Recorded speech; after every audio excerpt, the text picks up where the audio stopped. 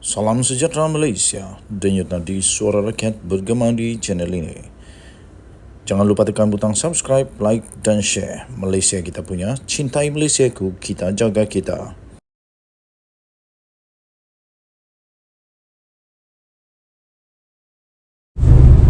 Salam sejahtera Malaysia, denyut nadi suara rakyat bergema di channel ini.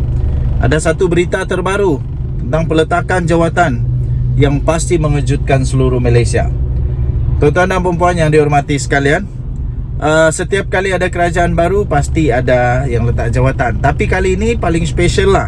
Paling special sebab setiap kali ada letak jawatan mesti dikaitkan konon tak sokong ini, tak sokong itu dengan kerajaan dan sebagainya. Tapi itu tak ada apalah. Itu dah biasa berlaku. Setiap kali kerajaan bertukar mesti terjadi. Itu biasalah. Okey, jadi terbaru ini dilaporkan di My Metro hmetro.com.my, SM Faisal disahkan letak jawatan sebagai pengerusi bersama NAZA. NAZA Corporation Holding Sdn Bhd atau NAZA mengumumkan peletakan jawatan Datuk SM Faisal SM Nasimuddin sebagai pengerusi eksekutif bersama.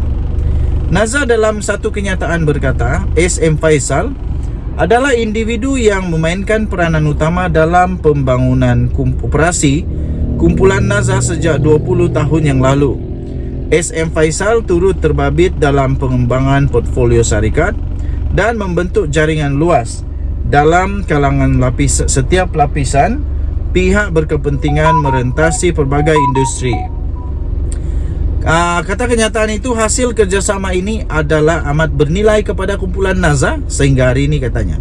Sementara itu, SM Faisal turut merakamkan ucapan terima kasih kepada bapaknya Allahyarham Tan Sri SM Nasimuddin SM Amin dan ibunya Puan Sri Zaleha Ismail atas kasih sayang dan sokongan yang tidak berbelah bagi kepada beliau selama ini. Beliau juga turut mengucapkan terima kasih kepada adik-beradiknya Nurdiana Nasimuddin, SM Nasiruddin SM Nasimuddin, SM Falik SM Nasimuddin dan Nur Nadia Nasimuddin yang sentiasa memberi sokongan. Selain itu, penghargaan turut diberikan kepada ahli lembaga pengarah kumpulan NAZA, pihak pengurusan korporat dan semua ketua bahagian perniagaan kumpulan NAZA, katanya lagi. SM Faisal adalah mempunyai keyakinan penuh pengurusan dan tenaga kerja akan terus memacu kumpulan NAZA ke tahap yang lebih tinggi pada masa depan. Katanya, kumpulan NAZA mengucapkan selamat maju jaya kepada SM Faisal dalam apa jua usaha beliau dan mengalu-alukan sokongan berterusan beliau ke arah pertumbuhan syarikat di masa akan datang. Denyut nadi suara rakyat bergema di channel ini. Jangan lupa untuk tekan butang subscribe, like dan share. Okey, tuan-tuan dan puan-puan yang dihormati sekalian, kita berdoa semoga ekonomi Malaysia akan bertambah kukuh, terus membangun dan dapat dinikmati dengan meriah oleh rakyat Malaysia. Denyut nadi suara rakyat terus bergema di channel ini. Jangan lupa untuk tekan butang subscribe, like dan share. Malaysia kita punya, cintai Malaysiaku, kita jaga kita. Bye bye. Salam sejahtera Malaysia, denyut nadi suara rakyat bergema di channel ini. Akhirnya yang paling ditakuti telah berlaku dan yang diramal-ramal berlaku betul-betul sudah berlaku. Tuan-tuan dan puan-puan yang dihormati sekalian, ini disahkan sendiri oleh SPRM. Disahkan sendiri oleh SPRM. SPRM, siasat anak bekas Perdana Menteri. Jadi ada beberapa anak bekas Perdana Menteri yang mungkin berada dalam radar SPRM. Yang pastinya orang yang paling utama dalam radar SPRM dan radar netizen adalah anak bekas Perdana Menteri kita dulu, Tun Mahathir Mohamad. SPRM, siasat anak bekas Perdana Menteri berhubung aktiviti perniagaan. Tapi kita belum tahu siapa sebenarnya. Mari kita lihat sama-sama. SPRM dilaporkan telah memanggil anak kepada seorang bekas Perdana Menteri bagi membantu satu lagi siasatan berhubung aktiviti perniagaannya. Memetik sumber yang rapat dengan siasatan itu, Akbar Desta melaporkan individu itu telah disoal siasat selama beberapa jam. Kenyataan telah direkam, katanya, dan saya percaya akan ada sesi lain dengannya, kata sumber itu. Utusan Malaysia pula melaporkan individu berkenaan adalah anak kepada seorang bekas Perdana Menteri. Dia dipanggil untuk disoal siasat pada pukul 10 malam di Ibu Pejabat Suruhanjaya, itu di Putrajaya. Desta berkata nama lelaki itu telah disenaraikan dalam Panama Papers, bukan Pandora kali ini, Panama Papers, tetapi tidak dapat dipastikan jika SPRM sedang meneliti dakwaan yang dibuat dalam dokumen tersebut. Panama Papers merujuk kepada kebocoran besar sebanyak 11.5 juta dokumen yang didedahkan daripada firma Guoman yang berpangkalan di Panama pada tahun 2016 yang lalu. Ia mendedahkan bagaimana ahli politik, bintang sukan dan penjenayah terkemuka menyembunyikan kekayaan mereka menggunakan tempat perlindungan cukai luar pesisir.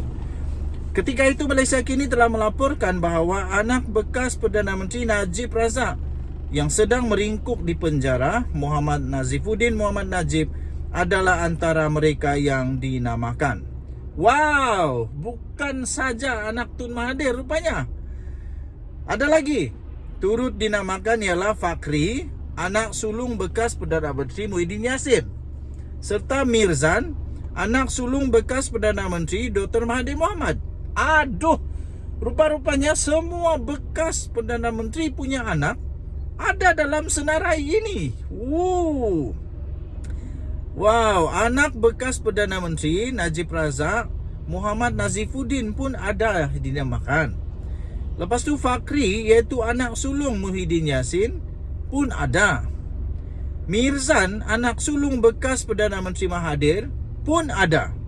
Sebelum ini seorang wakil Mirzan melalui salah satu syarikatnya, Crescent Capital, menafikan penglibatan Mirzan dalam Sergio International Limited, firma British Virgin Island yang dikaitkan dengannya. Jadi kalau itu sudah dinafikan, maknanya bukan anak Mahathir. Jadi hanya ada dua lagi, anak Najib atau anak Muhyiddin. Minggu lalu, Bernama melaporkan SPRM sedang menyiasat seorang bekas Menteri Kanan dan ahli perniagaan terkemuka bergelar Tan Sri atas dakwaan penyelewengan dana negara bernilai lebih 2.3 bilion. Agensi Berita Nasional itu yang turut memetik sumber berkata, siasatan itu adalah sinambungan dan lanjutan daripada pendedahan dokumen-dokumen sulit oleh International Consortium of Investigative Journalists (ICIJ) berhubung transaksi-transaksi yang disyaki berlaku di beberapa pusat kewangan luar pesisir. Tumpuan siasatan adalah berhubung dengan pembelian dan pemilikan saham di sebuah syarikat tersenarai oleh sebuah syarikat gergasi negara yang dikatakan didalangi oleh bekas Menteri Kanan itu. Okey, tuan-tuan dan puan-puan yang dihormati sekalian, difahamkan transaksi pembelian dan pemilikan saham ini dipercayai menjadi punca kepada kemerosotan ekonomi negara serta kejatuhan mata wang ringgit pada penghujung tahun 1990 dan telah diseleweng untuk kepentingan individu terbabit untuk diselamatkan, iaitu bailout daripada mengalami kerugian dan lebih teruk menurut sumber itu. Kebocoran kertas Pandora berlaku pada tahun 2021 apabila sumber tanpa nama berkongsi dengan ICIJ 2.9 terabyte fail kewangan sulit berjumlah lebih 11.9 juta dokumen dan rekod lain daripada 14 penyelia perkhidmatan luar pesisir yang menubuhkan dan mengurus syarikat cengkerang atau sel dan amanah di kawasan perlindungan cukai sekitar dunia. Berikutan kebocoran itu, bekas Menteri Kewangan Daim Zainuddin membidas Malaysia kini atas apa yang didakwanya sebagai obsesi yang tidak berkeseduhan portal berita ini terhadapnya. Ini selepas Malaysia kini menyiarkan laporan mengenai pegangannya di luar pesisir. Kenapa Daim Zainuddin tiba-tiba melenting? Janganlah marah. Kalau tak ada apa-apa dengan kamu, kenapa nak marah? Okey, Denyut Nadi Suara Rakyat bergegar di channel ini. Bye-bye.